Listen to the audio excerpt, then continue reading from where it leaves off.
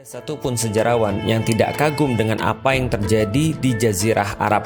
Bagaimana mungkin satu bangsa yang mereka tertinggal hampir dalam bidang apapun diapit oleh dua kekuasaan raksasa, Imperium Besar Romawi dan Persia, namun dalam waktu yang sangat singkat mampu untuk bangkit mengungguli kedua peradaban yang lebih dulu, lalu kemudian mencatatkan prestasi-prestasi yang luar biasa di dalam sejarah. Dan semua sejarawan sepakat bahwa Islam adalah faktor yang menjadikan perubahan tersebut. Itu terjadi ketika Islam mampu untuk mencerahkan pemikiran dan perasaan kaum muslim pada saat itu, hingga mereka mengubah aktivitas-aktivitas mereka dari aktivitas yang biasa menjadi aktivitas yang istimewa. Begitulah buku ini ditulis untuk menemani Anda dalam petualangan pemikiran membangkitkan umat.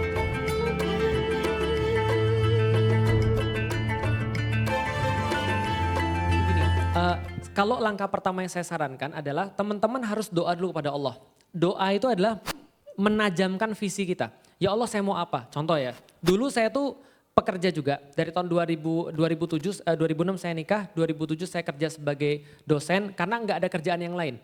Waktu itu saya tuh sampai malu di depan istri saya karena kerjaan saya setiap hari tuh kayak nganggur gitu maksudnya. Dan nggak ada uang sama sekali. Ketika nggak ada uang saya berdoa begini sama Allah. Ya Allah, kalau andaikan bisa nyuci mobil aja dan saya bisa dapat uang dari sana, saya mau ya Allah. Tiba-tiba ada yang datang terus bilang, Ustadz, saya ngisi kajian di salah satu STIE, Sekolah Tinggi Ilmu Ekonomi. Terus setelah selesai ngisi itu ada yang punya bilang, ownernya bilang, Ustadz bisa ngajar? Saya bilang bisa, langsung kayak gitu.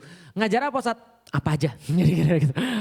Kemudian akhirnya dia bilang, Ustadz ngajar matematika dasar ya? Siap. Pulang dari situ karena tempatnya dekat Senen, saya mampir ke toko barang bekas di Senen, buku bekas. Saya beli matematika dasar, 25.000 harganya.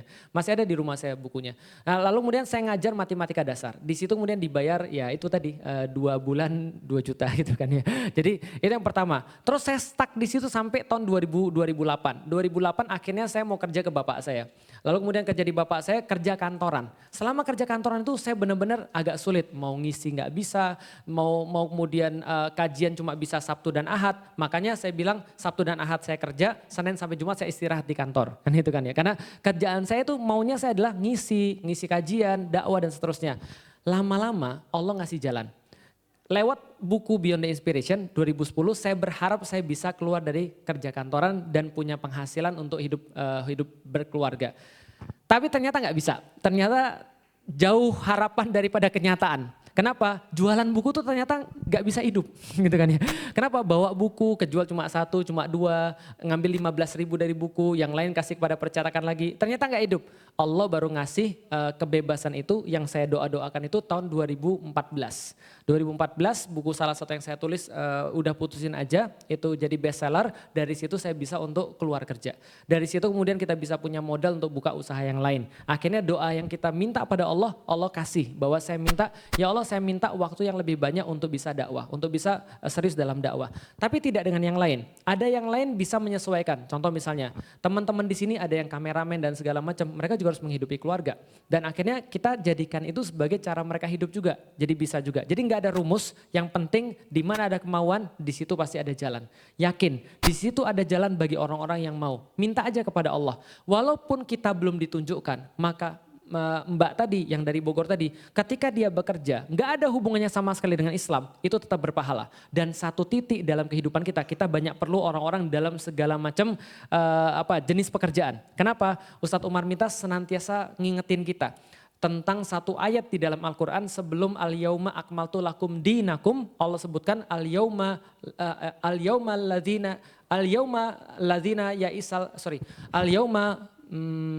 ya isal ladzina kafaru min dinikum. Al-yauma hari di mana orang-orang kafir, alladzina kafaru ya isa mereka berputus asa. Ya isal ladzina kafaru min dinikum, yaitu mereka berputus asa dari agama kalian. Kenapa mereka berputus asa? Karena mereka lihat di setiap tempat dan setiap aspek kehidupan mereka kalah daripada kita. Pertanyaannya sekarang kita lihat kayak gitu atau enggak? Sebaliknya kali ada. Nah karena itulah semua bagian-bagian daripada aspek pekerjaan itu harus dikuasai dan jadi yang terbaik di situ. Kalau saya secara pribadi, saya nyari lama dan sampai sekarang saya terus mencari. Mungkin pencarian akan kontribusi kita yang paling maksimal terhadap Islam itu pencarian sampai mati. Karena dulu saya merasa saya seorang pembicara, saya seorang yang mengisi kajian. Lama-lama saya berpikir, enggak, saya lebih melakukan lebih baik dalam bidang tulisan. Tulisan saya lebih banyak mempengaruhi orang. Lama-lama saya berpikir, enggak, ternyata saya dalam dunia kreatif, maka saya masuk dalam dunia kreatif. Lama-lama saya mikir, enggak, saya melahirkan orang-orang kreatif. Sekarang saya lagi fokus melahirkan orang-orang kreatif. Maka teman-teman nggak lihat banyak saya ngisi. Kenapa? Saya memang mau fokus untuk berprogram melahirkan orang-orang yang kreatif. Sehingga orang-orang kreatif itu banyak menangani proyek-proyek kreatif yang akhirnya mempengaruhi dunia syiar Islam. Itu yang sekarang saya pikir. Besok wallahualam bisawab, mungkin seorang apa ya, aktor kali ya jadi kira. Ya silahkan kalau ada yang lain. Masya Allah luar biasa. Penyanyi kali ya itu kali. Boleh dicoba Ustadz sekarang? Penyanyi yang buta nada itu. Kalau itu kayaknya nggak mungkin nggak mungkin. Nggak mungkin. Nah oke, semoga terjawab untuk Kak Lila dari Bogor. Segera punya tujuan jelasnya. Mungkin dari yang Ikhwan dulu kali ya, yang Ikhwan belum kebagian. Oh saya lupa, satu lagi yang paling penting. Konsultasi sama ustadz atau ustazahnya. Murabbi atau murabbiyahnya. Musyrif atau musyrifahnya, konsultasi. Karena guru itu penting banget untuk menentukan kita itu mau apa dan kapan dan bagaimana. Itu guru penting banget. Saya sendiri punya ustadz yang selalu saya datengin. Ustadz Hafiz Abdurrahman, ustadz ini gimana ustadz? Ini kira-kira gimana? Jalan mana ustadz? Apa yang bisa saya lakukan? Ini. Oke, akhirnya kita mantap. Guru itu penting banget. Nah itu yang lupa saya sampaikan. Siap. Jadi milikilah guru gitu ya. Baik, dari yang Ikhwan.